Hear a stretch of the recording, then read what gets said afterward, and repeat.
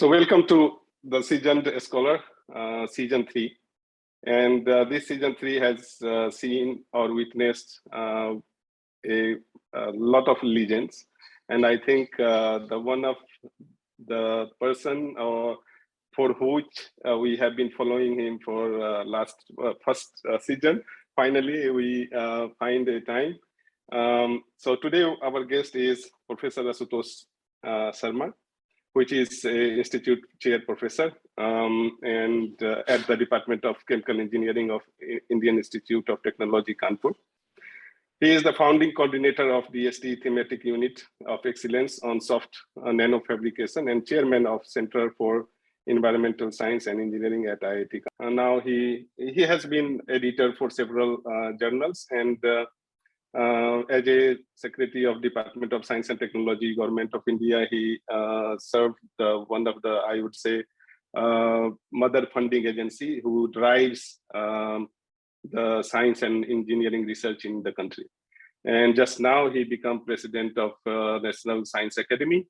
And so welcome, sir. I cannot tell you that how much happy I am I am very grateful that you spare some time to be here.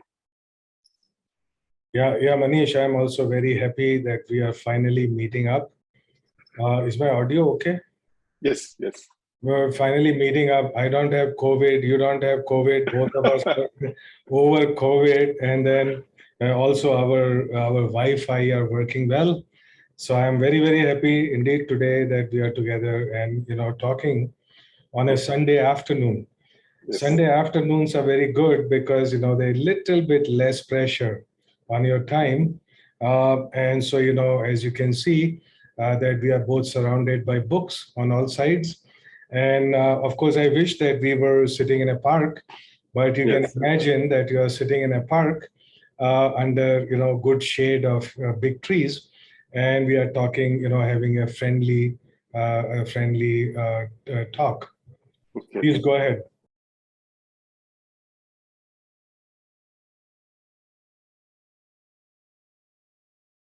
So let me talk about my IIT years.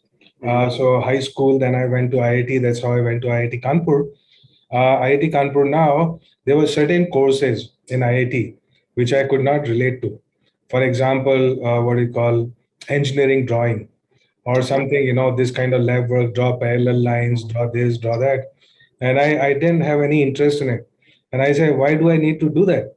So, okay, I mean, this is not something I'm saying people should do, but I used to bunk classes and I would rather read something else, very interesting books I would read during that time, right?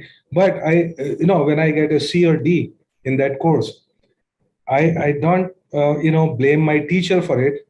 So whole point is you do as you wish, but you must take responsibility for your actions, right? This is what you want to do. This is what you did. It was something legal you did. By the same time, if it doesn't work out for you, you don't say, look, oh, the society is not good. Character is not good. My teacher was not good. And then I say, look, if your teacher was not good, this is actually good, because then you need to learn yourself. Now you finally need to realize that learning is not teacher's business. It is student's business, right? So having a bad teacher only means is a good thing, actually, to my mind. Okay, so I would not blame if I bunk classes, if I fail a course, if I get a C, D, whatever. I'm perfectly happy with it because I know that this was a choice that one makes, and then what one got out in return to your mind was better. Okay, whether it's not a better grade, but it's better in terms of what you wanted to do, right? Of course, then, I had a fairly good GPA, number 2 in my class in IIT. In high school, I was number 2 in the board, in the Rajasthan board, among several lakh of students. I was number 2 there. And I was number 2 in the graduating class, as I think GPA was 9.2 out of 10 or something like that. So I was perfectly happy. Okay, there was no problem. But basically, I did. It's not like, okay, just for getting grades, I must spend a lot of time with courses I don't like. I didn't do that. Okay. I'm not suggesting others should do it or not. They should figure out actually what is right for them. So IIT years were very good. They were, another introduction to diversity. Now I'll tell you why. Because, for example, IIT Kanpur at that time, there were very few limited number of people from UP, Bihar, and Rajasthan. You would not believe in the entire Rajasthan, because there was no coaching, largely. There were only 5 of us from the entire Rajasthan, from from Jodhpur, Ajmer, Jaipur, all together. There were 5 people. Today you would find, I don't know how, 500. Right? But then there were people from all parts of India. They were from Madras, there was the Chennai, from Mumbai, from here, from there, right? So this was my introduction to pan-Indian diversity. And there were people coming from Mumbai, from Chennai, and they had no idea about what the winters in North look like, right? So this is the first time it occurred to me that the world is not same for everybody. No, I mean, the things that you take for granted. You say, look, winter is coming. You need a rajai, you need a comforter, you need, woolens, you need all these clothes. These guys had no idea at all. I mean, they were shivering. They say, look, go to city, get comforter. I was say, what is rajai, right? How did you get it, right? So, okay. So this is very important lesson in life. We often take life for granted, and we think there's only one kind of life. It's not true. Right? All lives are meaningful lives. It's just that they are lived differently. Okay. So, so that's why I'm able to understand actually what somebody is saying. I never have any problem in understanding what somebody is saying. Okay. Usually I'm able to understand in within 2 sentences what somebody is saying. Okay. It's not, I'm not saying there's something great. What I'm saying is because of those experiences, okay, that you are able to relate to people. You don't say, hey, this is absurd what you're saying, right? Because if you come from their perspective, if you are in their shoes, you will always understand. This is what you call empathy, for example, right? Yeah. So okay, the IIT was very good. Good stuff that you learn there. You also learn being competitive, because always relative grading and so on. Plus, you know that everybody there is super smart, right?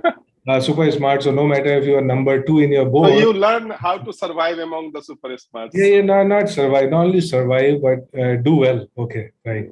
But you don't have to play by the same game. What I'm saying is, look, you don't need to be a 10-pointer. Okay, that's an extreme life, because there are a lot of sacrifices that you need to make to be a perfect 10-pointer. Of course, if one wants to do that, it's okay. I mean, nobody stops that. But there are a lot of other things that one would sacrifice in that process, right? And of course, those days were even better. But today, to be a perfect cracker of exams, you would have to sacrifice your creativity. You would have to sacrifice certain bit of your freedom of thought, right?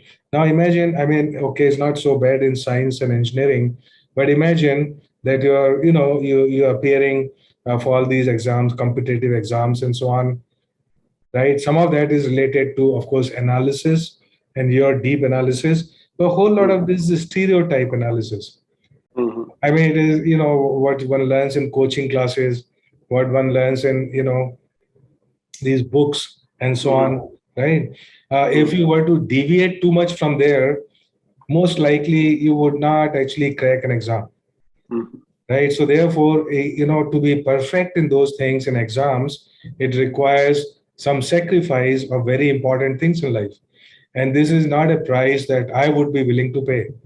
Okay, I mean, for me, other aspects of life are also important, right? Not just exams and getting a 10 point or whatever it is, or a perfect job, or a perfect spouse, or a perfect family, or whatever. I think, there's a place for everything. And you do a little bit of this, that you do it to the best of your ability and commitment and passion, right? And then you move on, basically, instead of being fanatical about something.